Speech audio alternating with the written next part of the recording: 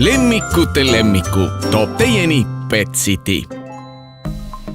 Koera planeerimine on üks imetore sündmus. Kui me mõned aastad tagasi Hugo oma perre võtsime, tõi see loomulikult suurt rõõmu, kuid mingil määral ka teadmatust.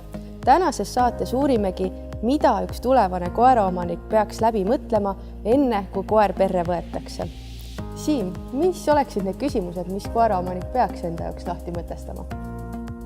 Kindlasti tuleks alustada juba sükestest lihtsamatest asjadest, nagu näiteks jalutuskäik. Päeva jooksul kuskil 1,5 tundi vähemalt võiks jalutuskäigul kulutada ja arvestada sellega, et koeral on seda liikumist vaja ja selleks kõige olulisem. Järgmine asi ongi kindlasti söök ja jook. Tihtipeale inimesed võib-olla ei mõtle selle peale, et koer tahab regulaarselt süüa saada ja kindlasti oleks vaja kogu aeg, et oleks värske joogivesi olemas. Kuidas on võib-olla hooldusega? Ja hoolduse peale tuleb ka kindlasti mõelda, sest see ei ole ka saladus, et koerad ilastavad palju, ajavad karva. Aga kindlasti tuleks juba varakult arvestada sellega, et tal on vaja küüsi lõigata, tal on vaja karva kammida läbi ja mõned spetsiifilisemad tood vajavad kindlasti ka groomingu teenust juba. Ega koer võib-olla ei ole sugugi nii odav, seltsiline, et tema eest peab ka võib-olla suuremaid summasid välja käima. Koera võttes tuleb arvestada sellega, et söögid maksavad midagi. Kindlasti kogu see vaktsineerimise jada ja arstikülastused, mis alguses kutsikaga seotud on, need toovad kulutusi. Ilmselt iga koeraomanik peab ka oma koera kuidagimoodi koolitama. Jaa. Koerad on selles mõttes hästi toredad loomad, et nad õpivad väga kergesti ja kiiresti. Öeldakse tihtipeale, et koera on vaja sotsialiseerida, aga tegelikult peaks laskma tal sotsialiseeruda. Ja loomulikult tuleks planeerida ka juba tulevased koolitused. Et kuulekuskoolitused ja kutsikakooli tuleks kindlasti läbida. Kevad on käes ja lume sulamisega tulevad alati sellised mitte väga toredad hunnikud lume alt välja, et mida saaks üks koeraomanik selle jaoks teha? See on ka üks väga suur töö, millega inimene peaks arvestama, kui ta koera võtab, sest üldiselt me ikkagi ei tahaks, et ta tuppa kakaks ja pissiks. Ja kui need õue juhtuvad, siis tuleb kindlasti ära koristada. Aga see on muidugi positiivne, et nad õue oma hädad teevad. Aga noorele koerale kindlasti tuleb õpetada juba varakult, et kus kohas need kohad on. Seda tuleb majandada.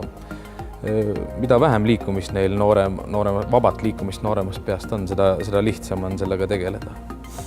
Selleks saab kasutada erinevaid kas puure, aedikuid või hoida koera lihtsalt enda lähedal või hoida tal kogu aeg silm peal, et mida vähem neid õnnetusi on, seda parem. Aga õnnetustega jälle tuletakse kindlasti seda meelde, et õnnetusi ei tohi karistada.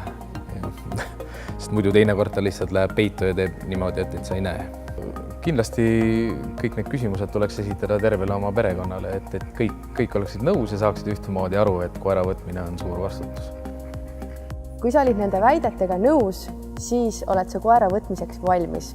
Koer on ju ikkagi inimese üks parimaid sõpru ja teda valides pead sa tegema väga suure eeltöö, et leida endale see sobiv tõug.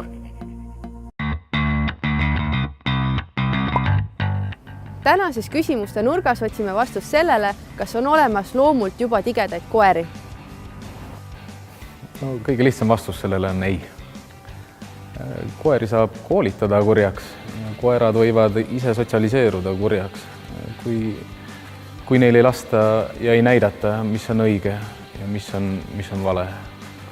See ei pea alati käima läbi füüsilise jõu või kuidagi, aga lihtsalt mida nooremast peast koertega hakata pihta sotsialiseerimisega.